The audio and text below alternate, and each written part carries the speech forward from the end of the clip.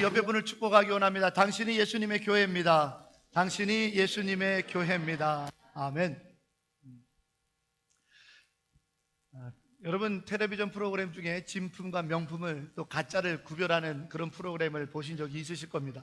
예전부터 진행돼서 지금까지도 하고 있다는 것을 들었는데요, 거기에는 아시다시피 내가 조상 때부터 가지고 있었던 옛 물건들을 가지고 와서 그것이 진품인지 아닌지를 가려서 감정가가 얼마가 되는지를 살펴보는 그러한 프로그램입니다.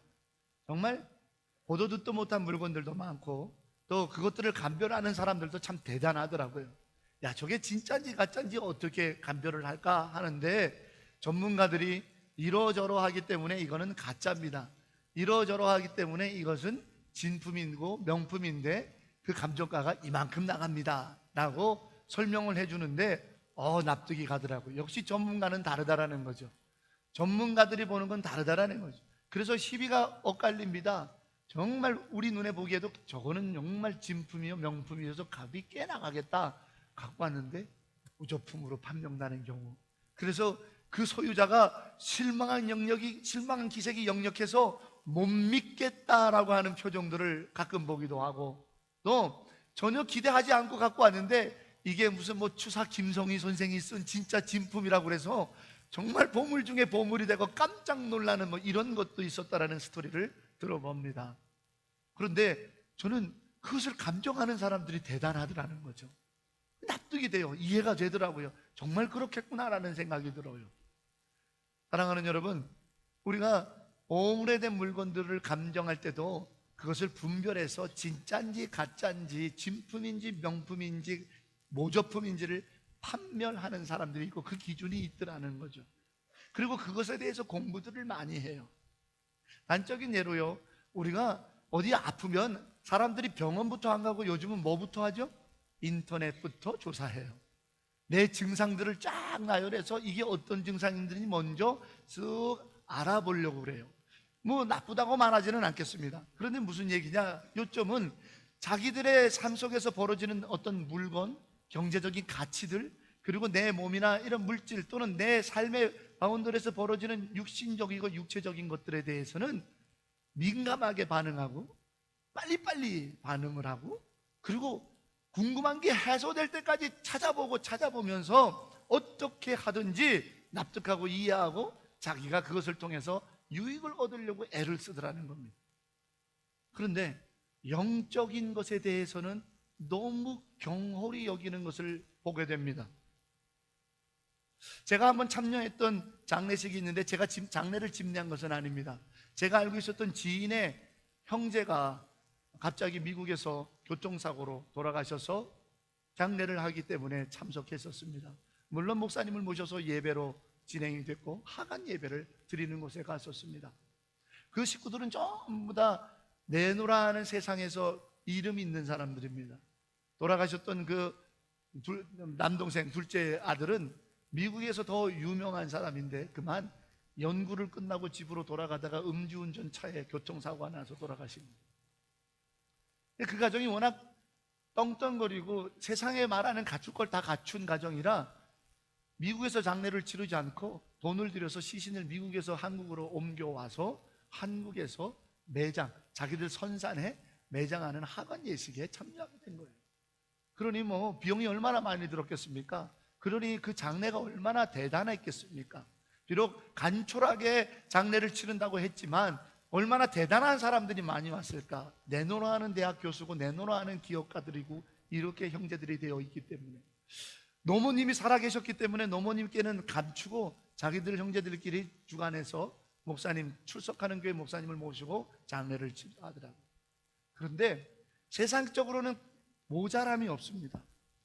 미국에서 교통사고로 돌아가신 분을 시신을 수습해서 이곳으로 옮겨와서 한국에서 할 정도니 얼마나 소홀함이 없게, 얼마나 치밀하게 준비돼서 모든 장례 예식이 잘 진행이 되었을까요? 세상적으로는 하나 부족한 게 없어요. 저도 장례라고는 세상말로 이골이 날 정도로 많이 장례를 집례한 목사지만 하나 부족함이 없이 잘 정말 준비된 장례더라고요.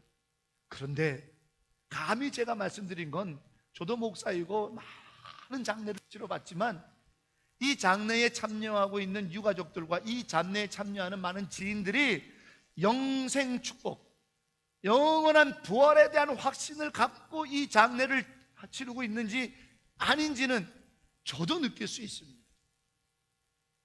그런데 교회적으로는 다들 재직드리고 뭐 세상적으로는 다 갖췄는데 그걸 못 느끼겠더라니까요. 뭐 제 주관적인 판단이라고도 할 수 있겠습니다만, 다만 제 마음에 허전한 것은 누구도 그 유가족들 중에 인간적인 슬픔과 인간적인 그 서러움과 인간적인 준비된 장례는 잘 진행이 되고 있었지만 구원의 확신, 영원한 하나님 나라에 대한 소망, 그 천국에 대한 기쁨 찾아보기 어렵더라고요. 물론 너무 황망한 죽음이기에 무지 슬프다라는 거 이해합니다. 왜 장례마다 슬프지 않겠습니까? 모든 장례는 다 슬픕니다. 아무리 호상입니다라고 얘기해도 다 섭섭하고 슬픈 것입니다. 그러나 그 슬픈 눈물 속에서도 천국에 대한 확신이 느껴지는 장례가 있고요, 그냥 그 슬픔으로 끝나는 것이 있습니다. 그런 생각이 들더라고요. 이분들은 정말 세상적으로 성공하고 세상적으로 모든 것을 갖추는 장례를 진행하면서 왜 영적인 부분은 하나도 준비하지 않았습니까? 순서지부터 시작해서 조가를 부르는 그 솔리스트들부터 시작해서 그 솔리스트들이 잘 조가를 부를 수 있도록 악기까지 빈틈없이 장례가 준비되어 있지만 영원에 대한 소망, 천국의 확신, 이것이 빠져버려 듯한 느낌이 드는 이 장례는 웬 말인가요?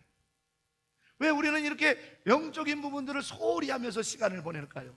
여러분, 잠언 4장 23절에 이르기를 물은 너희가 지킬 만한 것 중에 내 마음을 지키라.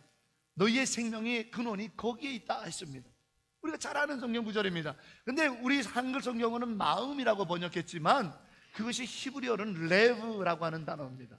레브라고 하는 단어는 우리의 이 육신적인 거 빼고 나머지 우리 인간의 삶을 구성하고 있는, 생명을 구성하고 있는 그것들을 다 통괄해서 광범위하게 말하면 이성, 지성, 감성, 이런 모든 눈에 보이지 않는 우리 인간의 생명을 구성하고 있는 육신의 몸 외에 우리의 인간의 생명을 구성하고 있는 모든 것들을 광범위하게 통틀어서 레브라고 부르면서 그게 중심이다라고 하는 의미의 단어가 레브입니다. 그러니 이렇게 말씀드렸을 거예요. 내 생명의 근원이 되고 있는 것을 너희가 잘 보호하고 지키고 경홀히 여기지 말고 중요하게 생각해야 된다. 그것이 뭐냐면 바로 눈에 보이지 않는 내 삶을 구성하고 있는 너의 것이다. 우리 육신 빼고 눈에 보이지 않는 내 것이 무엇이 있습니까? 그래요, 감정도 있고요, 우리의 지성과 이성도 있습니다. 그런데 더 중요한 것은 우리의 호흡이 아닐까요?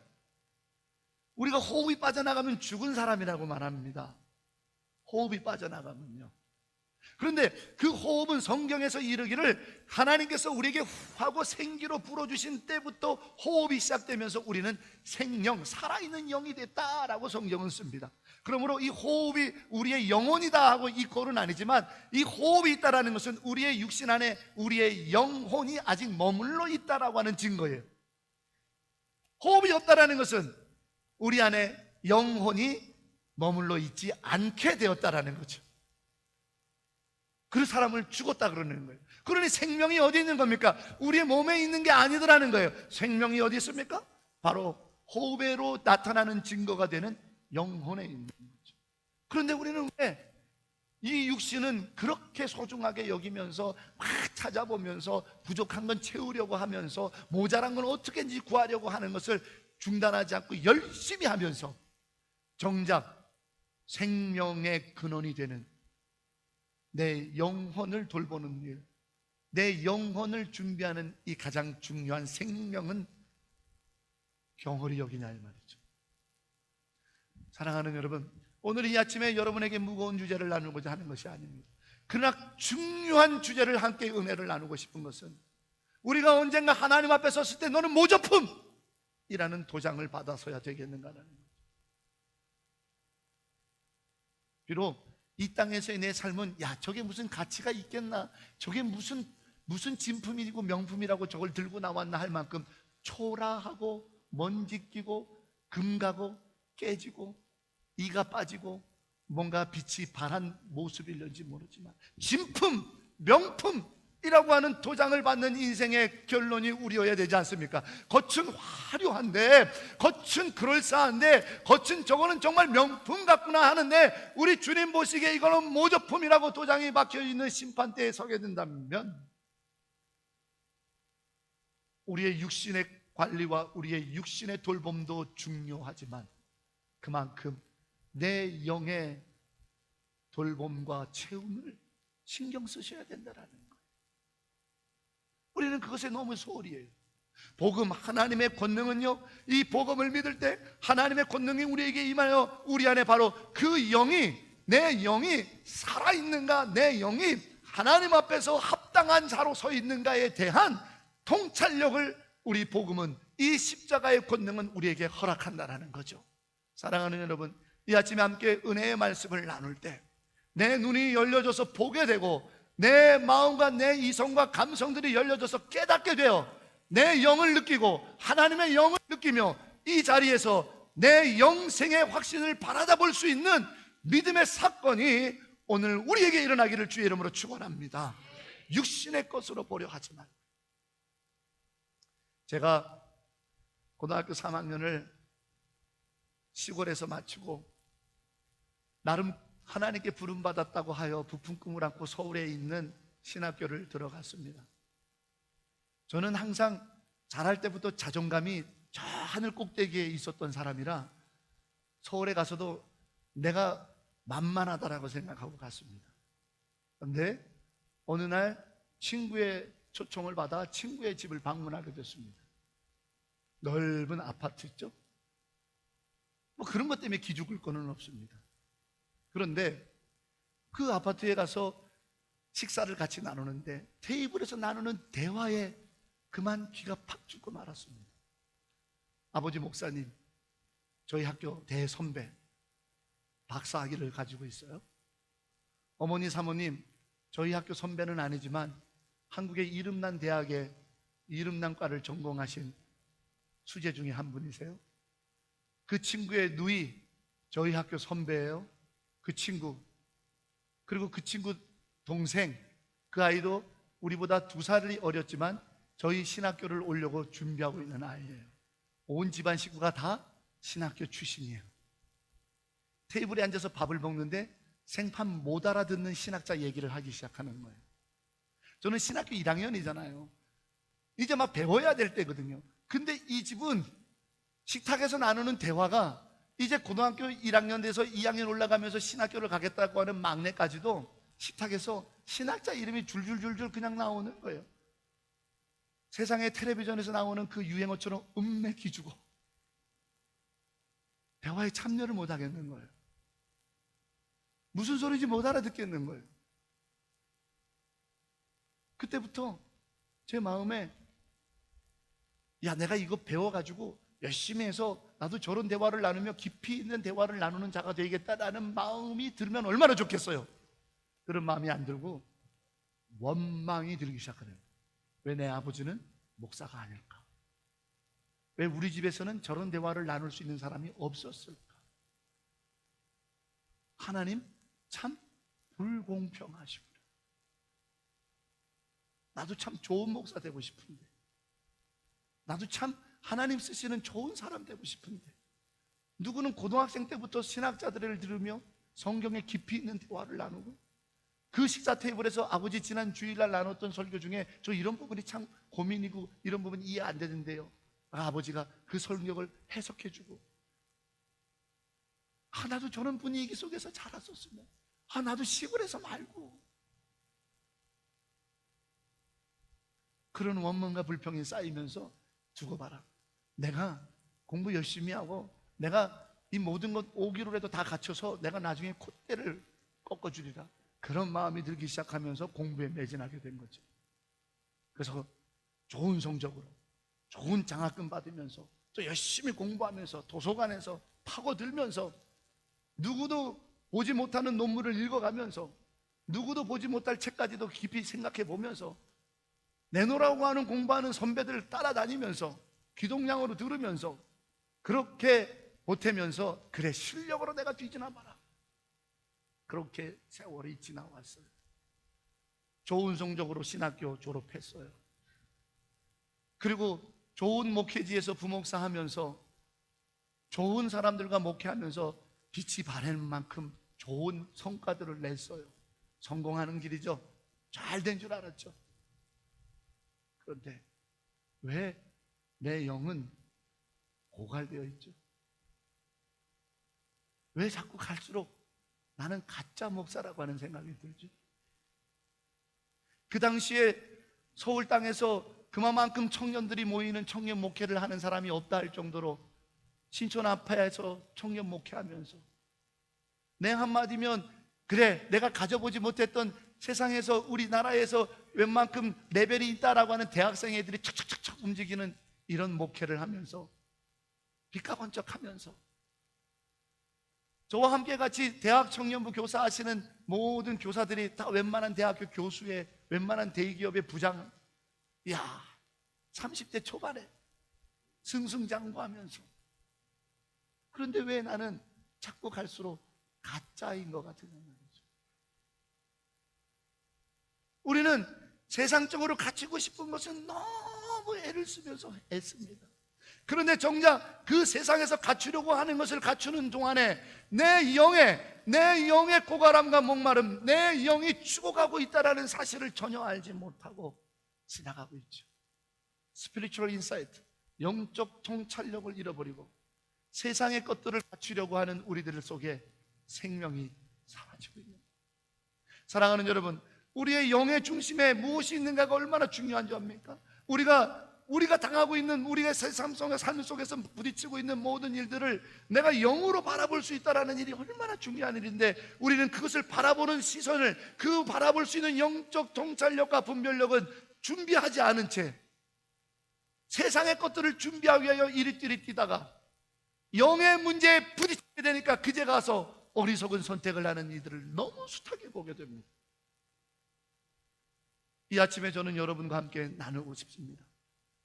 우리가 육신적인 것들을 갖추기 위하여 애쓰는 것만큼만이라도 내가 영적으로 강건하고 분별할 수 있고 그리고 영적으로 볼 수 있는 통찰력의 시선들을 내가 갖출 수 있도록 애쓰고 수고하지 않는다면, 구하지 않는다면, 사모하지 않는다면 우리는 언젠가 내가 경홀히 여겼던 그 영적인 문제 때문에 부딪혀서 무너질 날이 있을 겁니다. 저는 오늘 이 부분을 마태복음 13장을 가지고 여러분과 함께 은혜의 시작을 해보기를 원합니다. 여러분 마태복음 13장 말씀을 한번 찾아보겠습니다. 마태복음 13장 23절입니다. 이 말씀에는 예수님께서 우리가 잘 알고 있는 것처럼 씨 뿌리는 자의 비유라는 것을 우리에게 들려주고 계십니다. 마태복음 13장 23절 한 절만 우리 간단히 읽겠습니다. 좋은 땅에 뿌려졌다는 것은 말씀을 듣고 깨닫는 자니 결실하여 어떤 것은 100배, 어떤 것은 60배, 어떤 것은 30배가 되느니라 하시더라. 아멘. 예수님께서 씨 뿌리는 자의 비유를 말씀하시면서 네 가지의 밭이 나오죠. 그 중에 한 밭만 열매를 30배 혹은 60배 혹은 100배를 거두는데 그 밭은 좋은 밭이라 합니다. 그런데 이 밭은 비유적으로 말씀하신 것에 우리들 인생이라는 것을 우리는 이미 알고 있습니다. 네 종류 부류의 인생들이 있는데 그 인생 중에서 승리하고 영적으로 확연한 기쁨을 누리며 이 땅에서 풍성한 즐거움을 누리고 사는 복된 인생이 있는데 그 인생은 한 종류의 부류인데 좋은 밭과 같은 인생이더라는 거죠. 그러면 이 좋은 밭과 같은 인생과 나머지 세 부류의 인생과 다른 점이 뭐냐? 같은 점은 뭐고? 같은 점은 하나입니다. 똑같이 씨앗이 뿌려졌다는 겁니다. 그 씨앗은 오늘 성경에서 말씀이라고 쓰고 있습니다. 씨앗은 똑같이 뿌려졌어요. 그런데 다른 점 하나 때문에 이것은 열매를 맺고 기쁨을 얻는 인생인 좋은 밭 인생이고 나머지는 그렇지 못한 인생이더라. 다른 점이 뭐예요? 오늘 바로 23절에 여러분이 읽은 것처럼 좋은 밭은 말씀을 듣는데 그치지 않고 깨닫더라는 겁니다. 이게 다른 점이에요. 말씀을 듣는 건 다 똑같아요.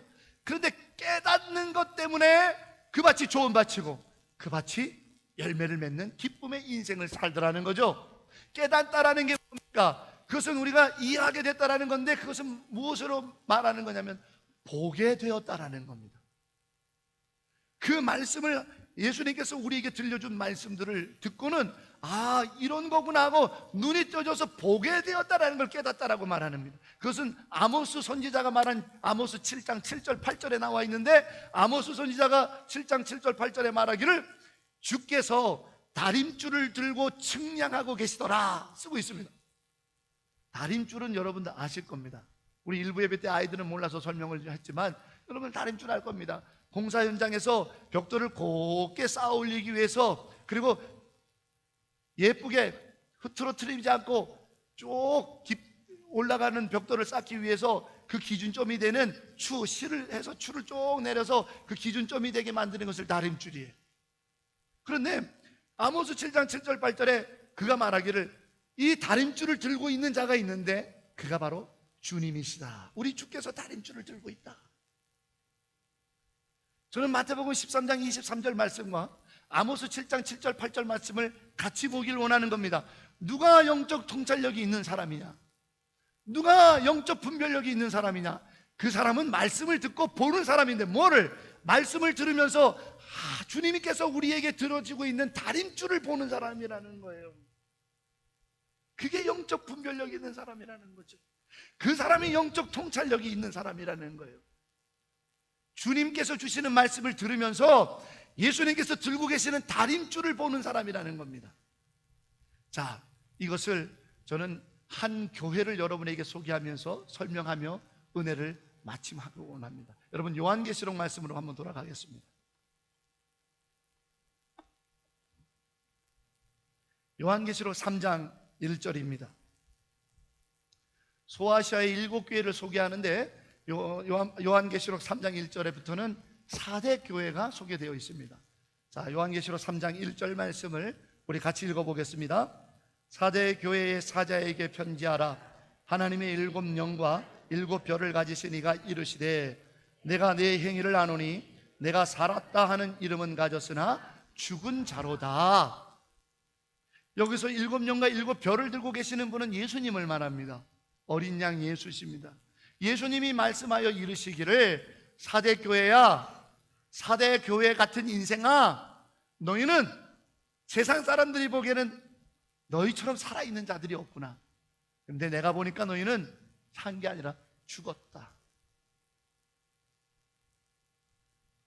이 사람들이 왜 죽었을까요? 주님이 들고 계시는 다림줄을 못 보니까 죽은 거예요. 주님이 들고 계시는 다림줄을 못 보니까 죽은 거예요. 말씀을 들어도 그게 깨달아지지 않는 거예요. 그게 보여지지 않는 거예요. 영이 죽은 거예요. 영적 분별력이 없는 거예요. 그러니까 말씀을 들어서 살아있다라고 하지만 죽은 거랍니다. 여러분, 4대 교회는요 굉장히 의리의리한 교회입니다. 그 흔적에 가보면 4대 교회가 있었던 그 지역은요, 그 기둥이 20m도 넘는 기둥이 남아 있습니다. 2000년 전에 있었던 교회인데 2000년 전에 그 건물이 얼마나 큰지 기둥이 20m짜리 기둥이 남아있는 지역이 4대 교회 지역이에요. 그러니 얼마나 화려했겠어요. 얼마나 웅장했겠어요.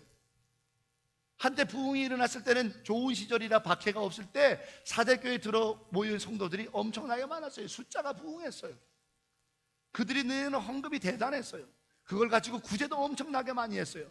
교회가 또 엄청난 일들을 많이 했어요. 그러니 뭐 교회가 갈 때마다 북쪽 대단해요. 사람들이 평합니다. 야, 4대 교회 같은 교회가 어디 있어? 4대 교회 같은 교회가 어디 있어? 4대 교회는 정말 살아있는 교회야 라고 세상 사람들은 말했다라는. 그런데 주님은, 다림줄을 들고 있는 주님은 나는 너희가 죽었다 보는구나.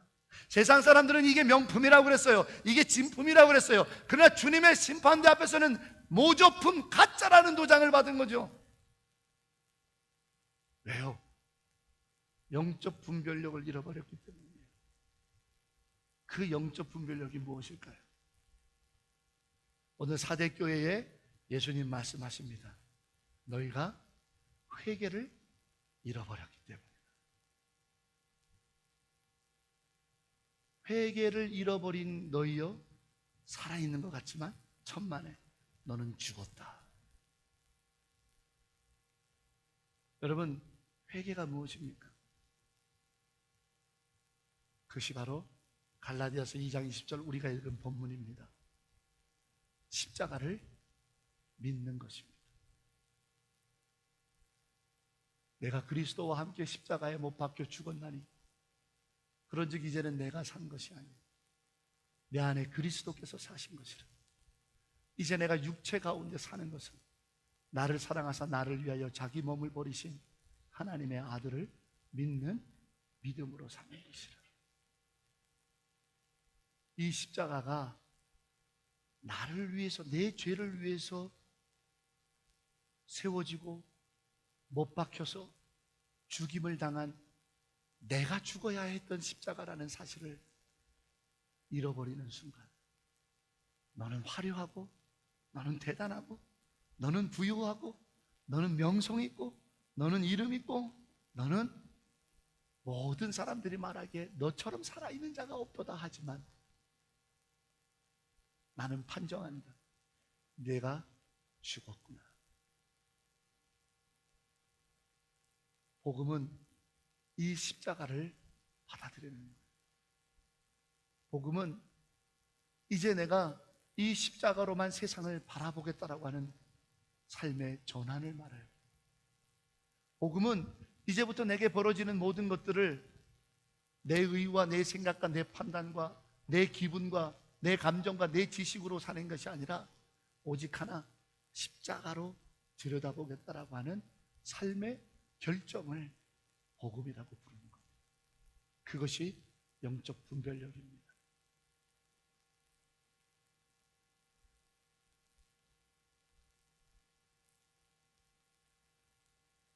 저는 실력만 쌓고 성적만 좋고 신학자들을, 사상사를 꿰뚫으면, 성경의 내용들을 꿰뚫고 성경에 대한 지식들이 넘쳐나면 능력 있는 목사인 줄 알았습니다. 그게 아니더라고요.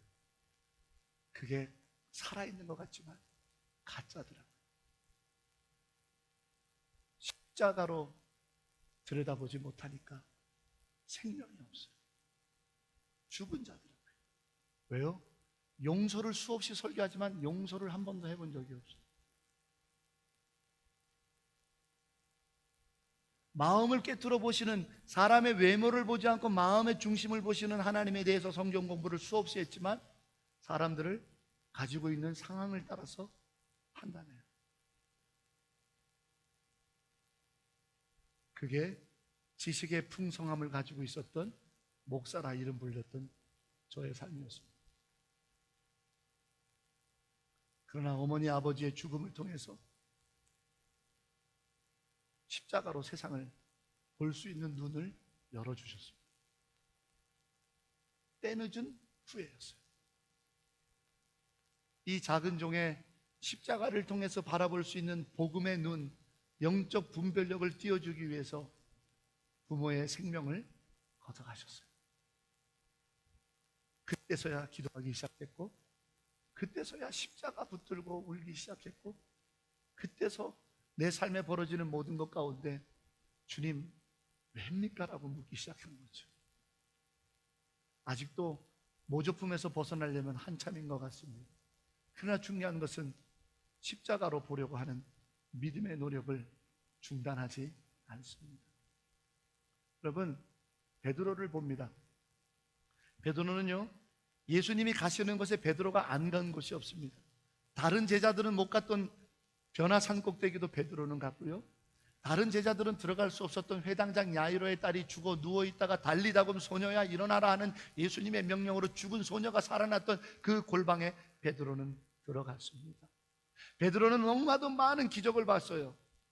베드로는 다른 제자들이 누릴 수 없었던 풍랑이는 바다의 물 위를 걸었습니다. 내 손에서 떡이 떨어지지 않고 떼어져서 5,000명이 먹는 걸 봤습니다. 베드로는 너무나도 놀라운 말씀들을 들었습니다. 마태복음 5장부터 7장까지 있었던 주옥 같은 산상수훈의 말씀들은 어디서 들어본 적도 없는 말씀이었습니다.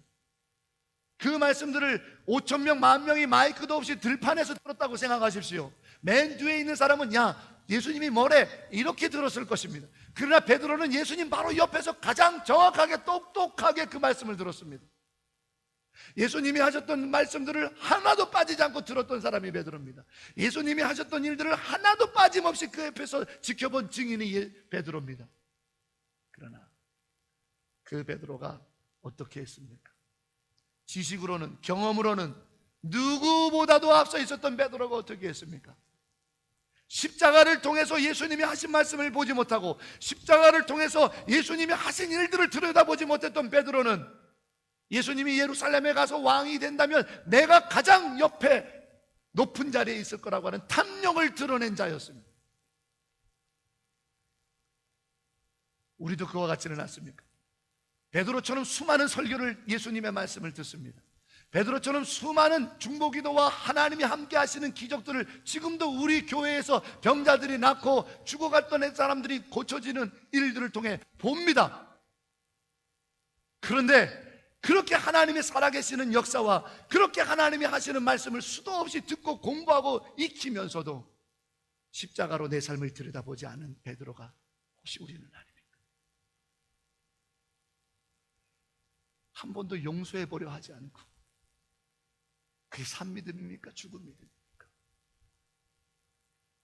한 번도 먼저 받아들여 보려 하지 않고 내가 예수님처럼 무릎 꿇고 그들의 발을 먼저 닦아주면 그렇게 자존심이 상하는 일입니까?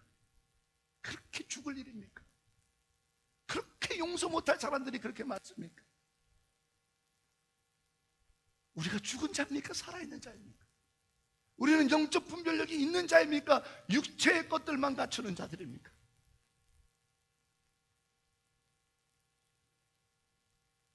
우리가 나를 비난하고 우리가 나에 대해서 험담하는 사람을 위해 기도하고 그를 받아들이고 용서하고 없었던 일로 가는 것은 그렇게 자존심이 상하고 죽을 일입니까?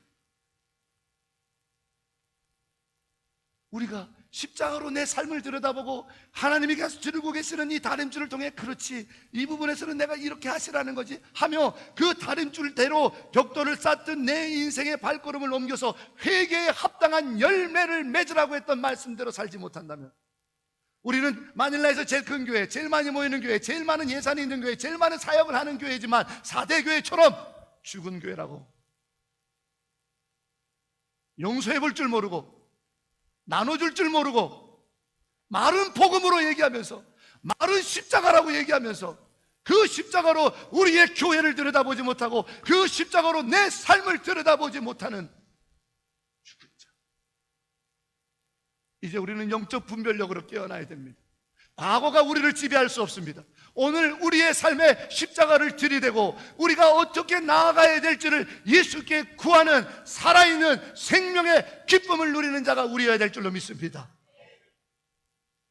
대한민국에 장발장 목사라고 하는 간증집이 출판이 됐습니다. 그분은 민학근 목사님입니다. 그분은 두 살 때 갓난아기일 때 생모께서 엄마가 돌아가셨어요. 새 엄마가 이 목사님을 2살 때부터 키웠는데 새 엄마가 목사님을 싫어했어요. 이 2살짜리 아이를 먹이면서 기르면서 빨리 죽어라, 빨리 죽어라. 처음에는 못 알아듣겠지 않았겠어요? 근데 13살 됐을 때 내가 빨리 죽기를 원한다는 걸 알고는 집을 나와버렸어요. 그리고 길거리를 전전하다가 몇 날 며칠을 굶다가 너무 배고파서 빵집에 들어가서 먹을 빵을 훔쳐서 걸렸어요. 그래서 소년원에 처음으로 들어간 게 그의 전과 기록입니다. 그래서 자기 자신을 레미제라블에 나오는 장발장과 같아 그래서 자기를 장발장 목사라고 불러달라고 합니다. 13살부터 시작된 소년원 생활은 전과 구범까지 됐습니다. 그리고 그가 20대가 돼서는, 건장한 청년이 돼서는 잡범이 아니라 조폭에 가담해서 세력 다툼을 하다가 상대방 조폭, 상대방 패거리들을 죽여서 살인죄로 잡혀 들어가서 처음에는 사형 언도를 받습니다.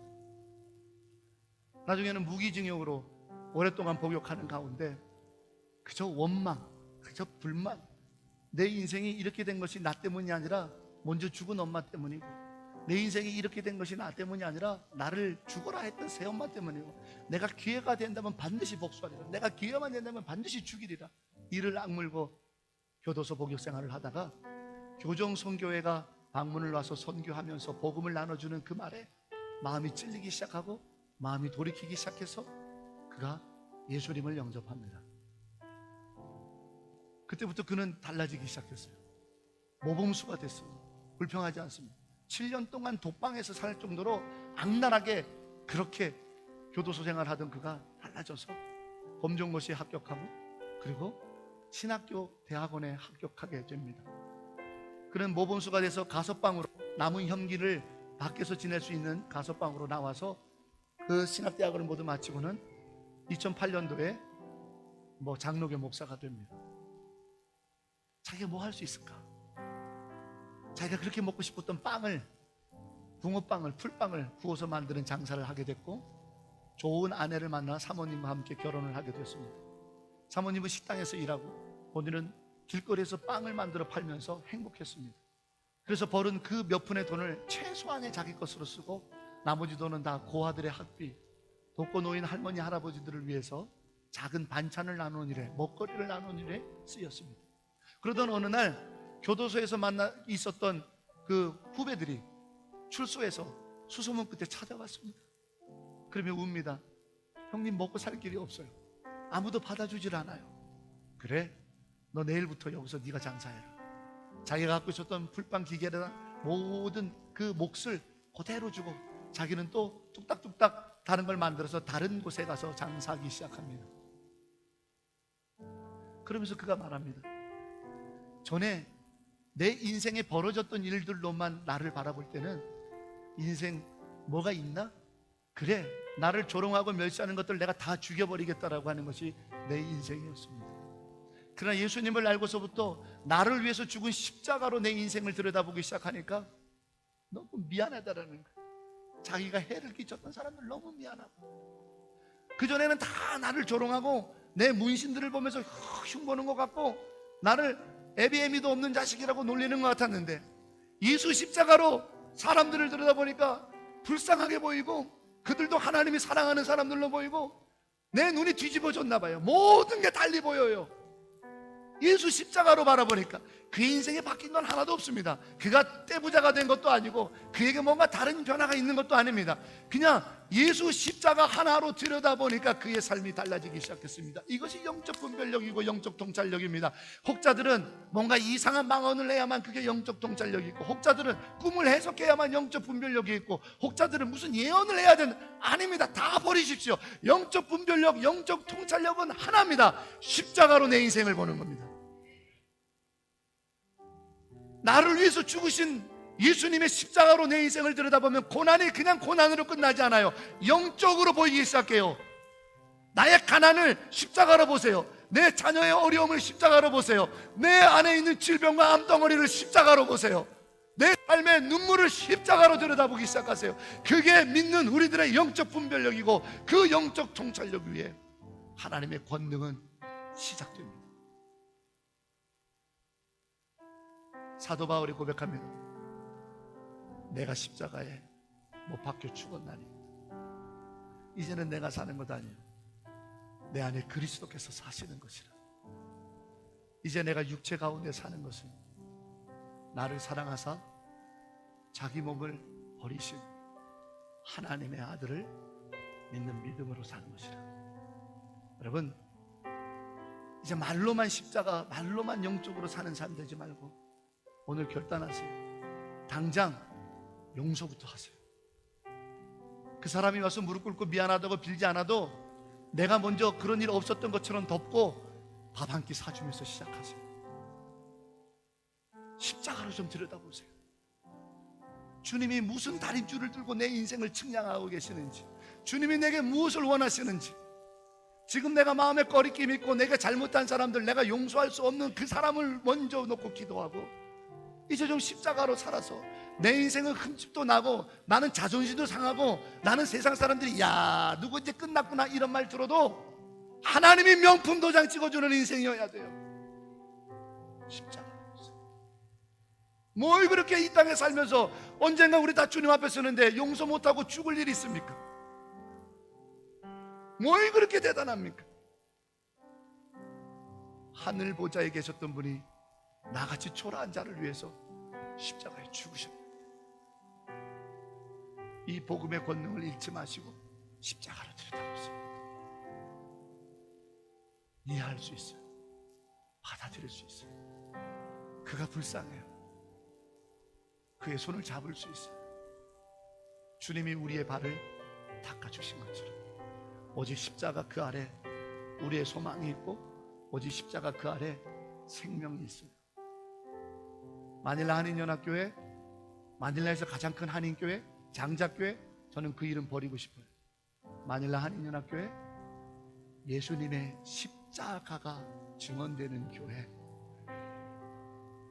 예수님의 십자가로 사는 교회. 힘은 좀 들어요. 고생은 스러워요. 그러나 예수님의 십자가로 사는 교회, 예수님의 십자가 그늘 아래서 소망과 생명을 누리는 교회, 이 복음의 권능이 우리 안에 있기를 주의 이름으로 축복합니다.